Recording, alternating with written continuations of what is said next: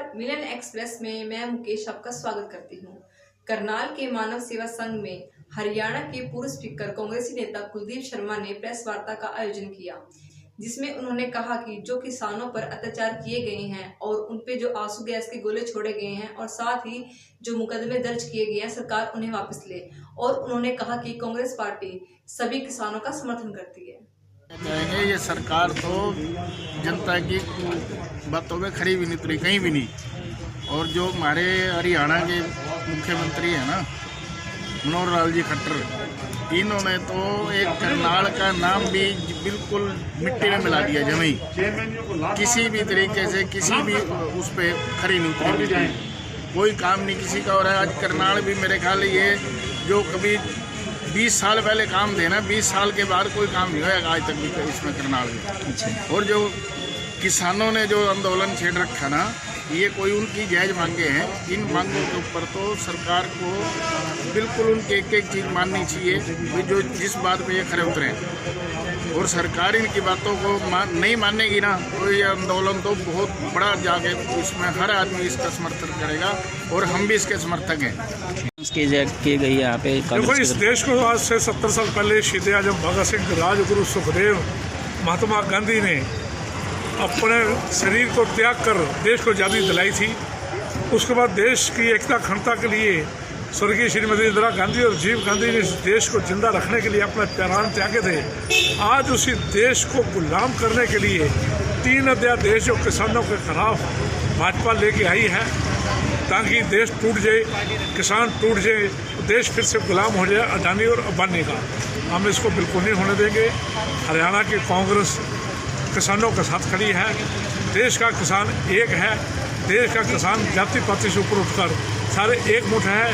खाली है पंजाब के नहीं, सारे हिंदुस्तान का किसान आज एक है। और नरेंद्र मोदी जी को जल्द ये मान लेना चाहिए, 3 अध्यादेश को वापस लेना। कांग्रेस ने मतलब जिला प्रशासन के माध्यम से केंद्र सरकार को ज्ञापन भी दिए चुके हैं। नहीं, ज्ञापन हम कई बार दे चुके हैं। चंडीगढ़ में प्रदर्शन कर चुके हैं। हमारा प्रदेश नेतृत्व चौधरी भूपिंदर सिंह हुड्डा का बहन शैलजा प्रदर्शन कर चुकी हैं। राज्यपाल को ज्ञापन दे चुके हैं। अब राष्ट्रपति को गुहार ला चुके हैं। तो दिल्ली में जब जाके लाखों किसान अगर बैठ गए हैं, उससे बड़ा ज्ञापन क्या हो सकता है? रोज़ वहीं जाकर बिना छत के वो बैठे हैं, नंगे बदन वहाँ बैठे हैं, लंगर का प्रबंध लोग कर रहे हैं। ऐसे इससे ज़्यादा बड़ा ज्ञापन क्या हो सकता है? ठीक है। इस नेताओं ने जितनी भी अपनी बातें रखी हैं, उनके बातों में का रिजल्ट ये है कि जो किसान है, किसान आंदोलन अपने हक के लिए लड़ रहा है। और जो 3 कानून जो पास किए हैं बीजेपी सरकार ने, ये तो किसानों का एक तरह से गला घोटने वाली बात कर रहे हैं। इसके लिए मैं यहाँ डिस्ट्रिक्ट जिला करनाल में लीगल सेल प्रधान के पद पर कार्य कर रहा हूँ। यदि कोई भी हम किसी भी तरह की लीगल सेल की कोई ज़रूरत पड़ी और किसानों के लिए हम उनके लिए फ्री मदद करेंगे, फ्री केस लड़ेंगे। और जहाँ भी हमें किसान कहेंगे भी हमें यहाँ आपके लीगल सेल की ज़रूरत है, तो हम वहीं पहुँचेंगे और फ्री ऑफ कॉस्ट किसी भी मतलब न चार्ज के हम कार्य करेंगे। जैसे हमारे आज आदरणीय श्री कुलदीप शर्मा जी ने, भाई सरदार त्रिलोचन जी ने, अन्य सभी नेताओं ने आपके सामने जितने भी बयान रखे हैं वो बिल्कुल दुरुस्त बयान रखे हैं। और बयानों के नजर रखते पूरा कांग्रेस सरकार के जितने भी डेडिकेटेड वर्कर हैं वो सब आंदोलन में भाग भी लेंगे और इनके साथ ही रहेंगे। ठीक है। कांग्रेस पार्टी की ओर से हम किसानों के प्रति अपनी समर्थन और आस्था उस आंदोलन के प्रति प्रकट कर रहे हैं। यहाँ पर एकत्रित हुए हैं।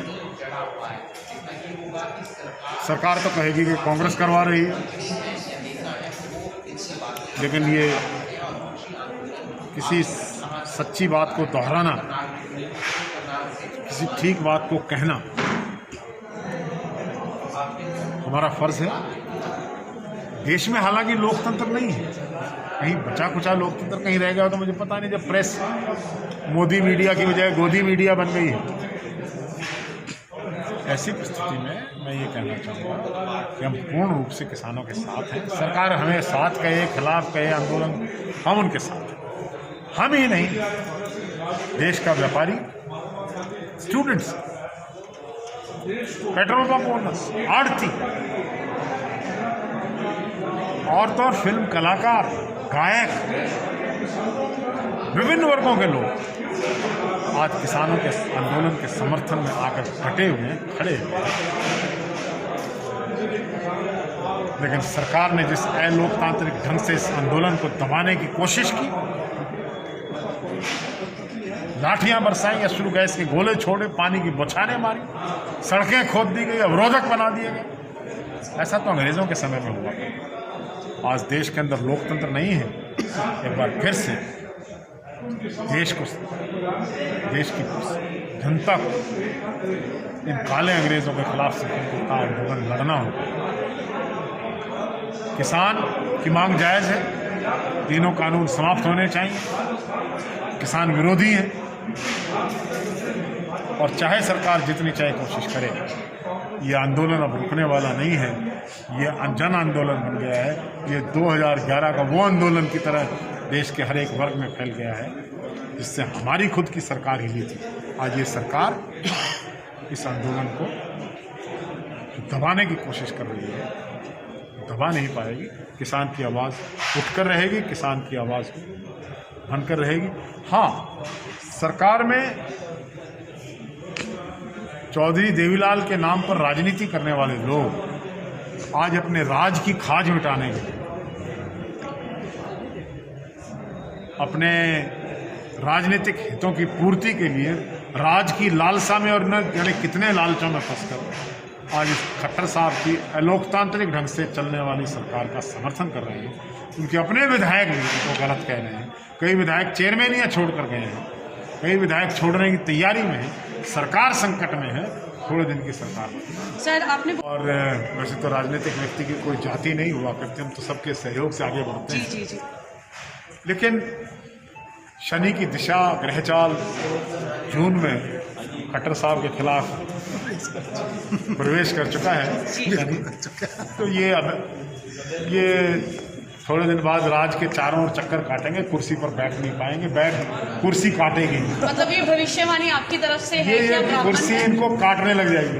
मैं तो जन्म से ब्राह्मण हूँ, लेकिन राजनीतिक व्यक्ति की कोई जाति नहीं।